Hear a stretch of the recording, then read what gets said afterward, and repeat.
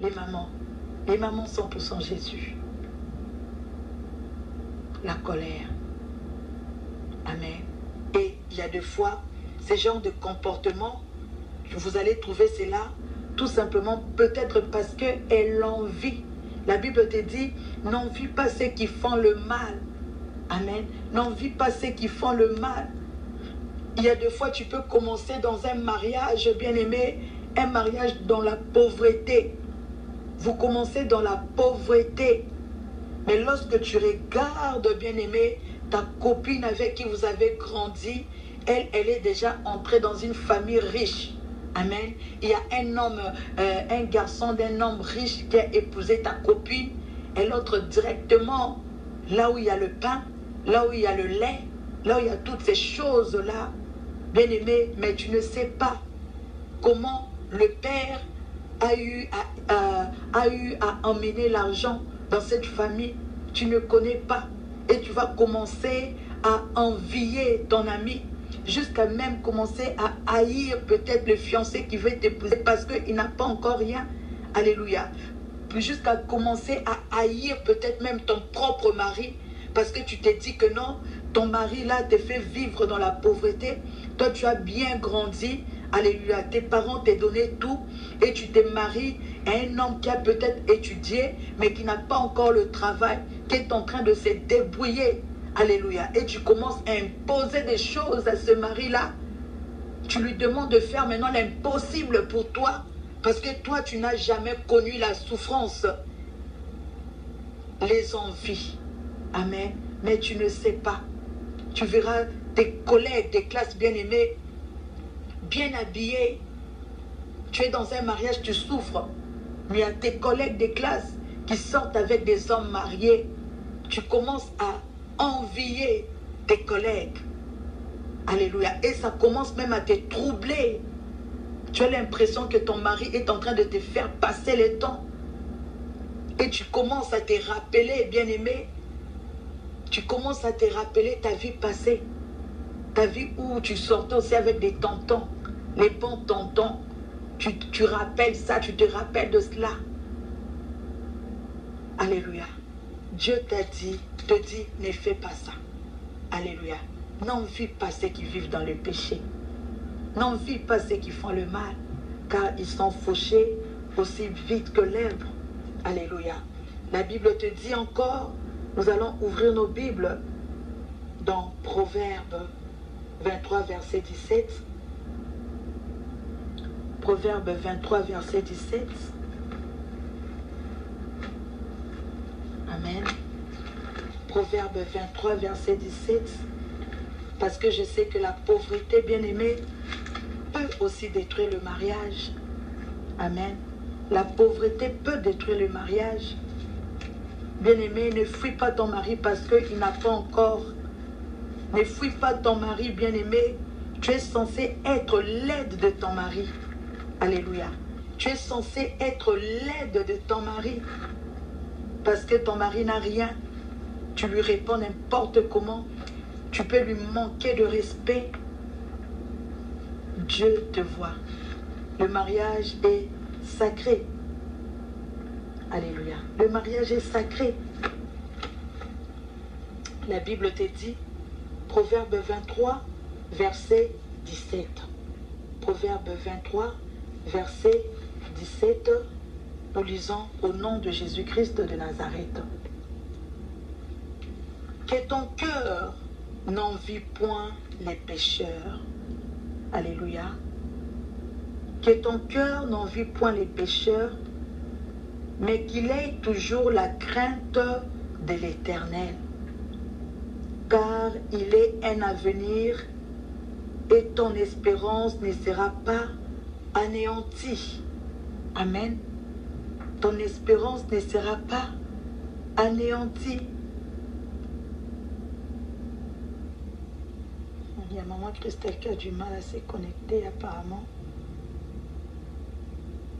Je vais essayer d'ouvrir Brèche 2. Peut-être ça peut aider. Amen.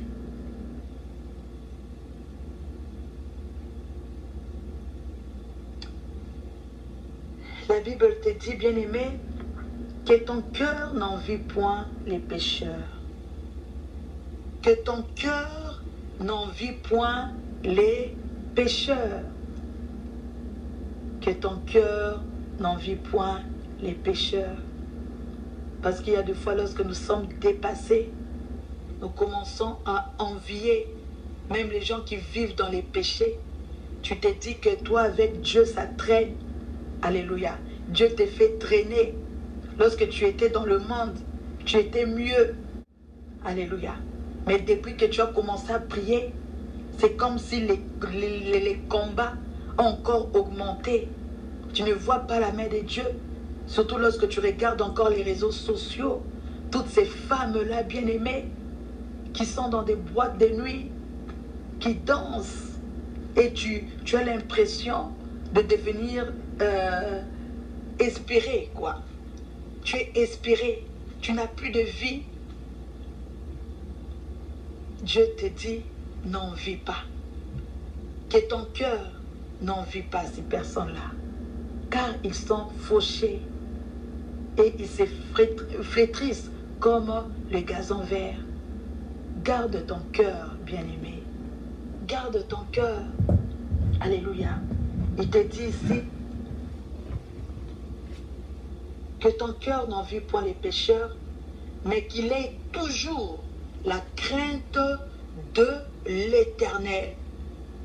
Impose ton cœur, bien-aimé, à craindre l'Éternel. Quelle que soit la situation, impose-toi, bien-aimé, à craindre l'Éternel. Car Jésus-Christ a dit, la porte difficile, la porte étroite, c'est cette porte-là qui mène à la vie. Alléluia. Peu de gens la trouvent, mais la porte grande qui mène à la mort, beaucoup de gens bien-aimés passent par là. C'est une porte qui est facile. Pour dire que la vie chrétienne, par notre propre force, bien-aimés, on ne pourra pas vivre cette vie. C'est pourquoi nous avons besoin du Saint-Esprit de Dieu. Nous avons besoin du Saint-Esprit. Alléluia. Dieu dit, impose-toi à me craindre. Alléluia. Que ton cœur ait toujours la crainte de l'Éternel. Crains Dieu. N'envie pas ces méchants. N'envie pas les pécheurs.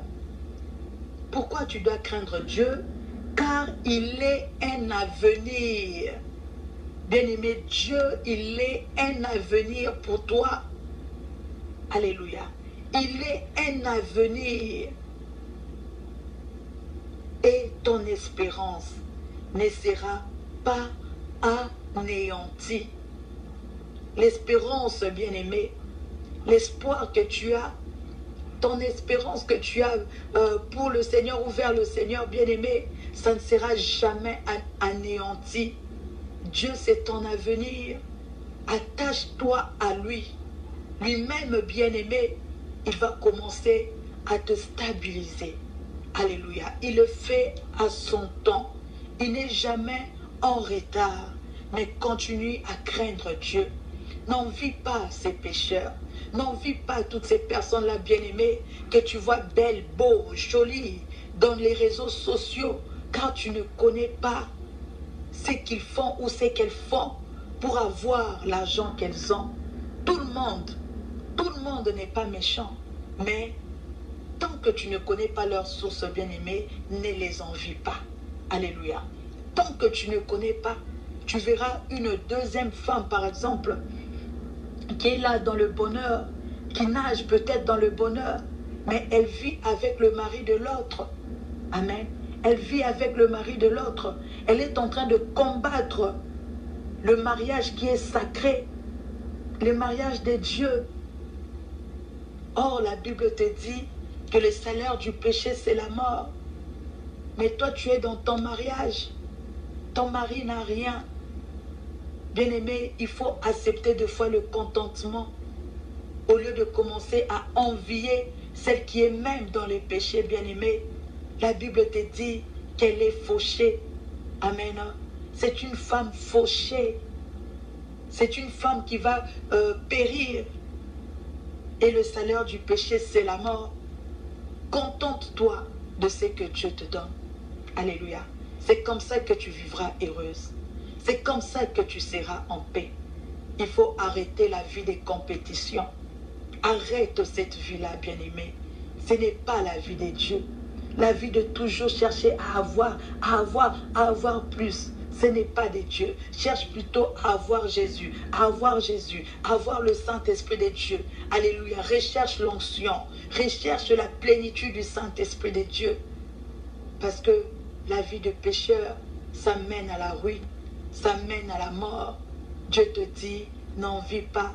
Jacques 4 nous dit, vous demandez, mais vous ne recevez pas. Parce que vous êtes envieux.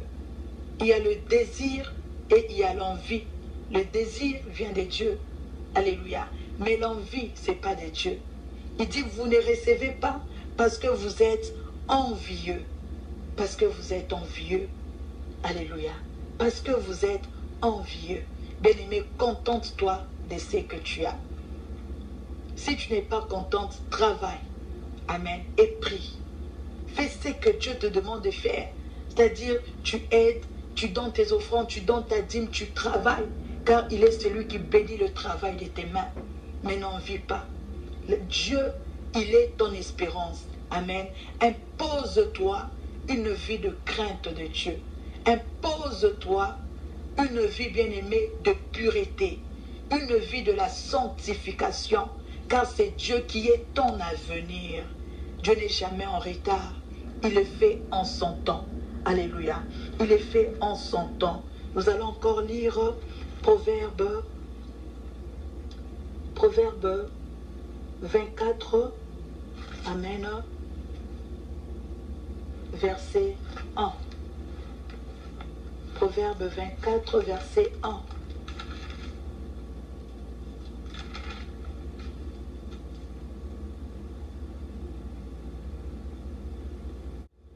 La Bible nous dit dans Proverbe 24, verset 1,